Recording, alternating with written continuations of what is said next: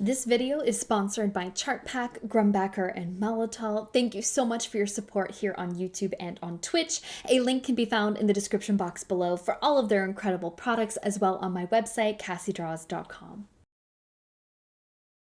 Hey everyone, cassydraws here, and welcome to today's video. Before we get started, I did just want to take a moment and introduce something new to our channel that has arrived in 2022.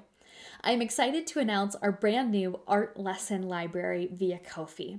This art lesson library will feature in-depth tutorials and process videos that are typically over an hour in length. So up until this point in my YouTube journey, I have only really uploaded videos that were 10, 15, 30 minutes in length, so much more condensed than the actual real time of my paintings. And these new in-depth tutorials will be over an hour in length from start to finish, so a much slower, more in-depth, real-time version of my paintings, if you will.